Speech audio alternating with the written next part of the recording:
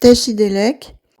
On dit que la Chine est régie par le Bodhisattva Manjushri, que le Tibet est régi par le Bodhisattva Chenrezig et que le Ladakh par le Bodhisattva Vajrapani. Mais lorsqu'on se rend au Ladakh, on a plutôt l'impression que les habitants sont des émanations de Chenrezig, tellement leur compassion, leur gentillesse, leur générosité émergent en chacun d'eux. Au Ladakh, la gentillesse est une respiration naturelle aussi essentielle que l'air pur des montagnes.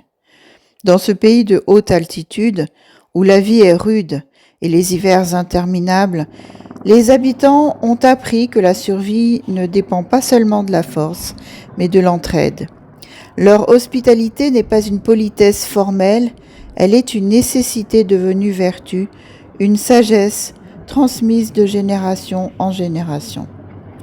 Le voyageur qui franchit le seuil d'une maison ladakhi découvre un monde où la chaleur humaine compense le froid des sommets. On lui offre un bol de thé au beurre salé, parfois accompagné de tsampa, et ce geste simple devient une cérémonie silencieuse. Dans ce partage, il n'y a ni calcul ni attente, seulement la joie de donner. La gentillesse des Ladakhi est nourrie par leur spiritualité.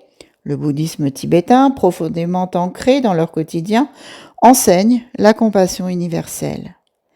Les moulins à prière qui tournent au vent, les mantras murmurés au fil des pas, rappellent que chaque être est digne de respect et de bonté.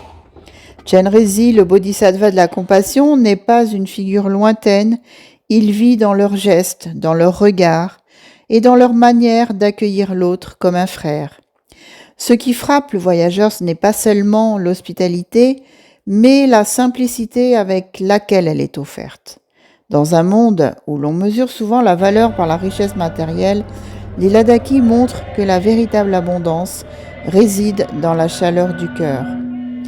Ainsi, marcher sur les sentiers du Ladakh, c'est entrer dans une école silencieuse de bonté. La gentillesse des Ladakhi n'est pas une qualité isolée, elle est le reflet d'une culture où la vie elle-même est une pratique du Dharma.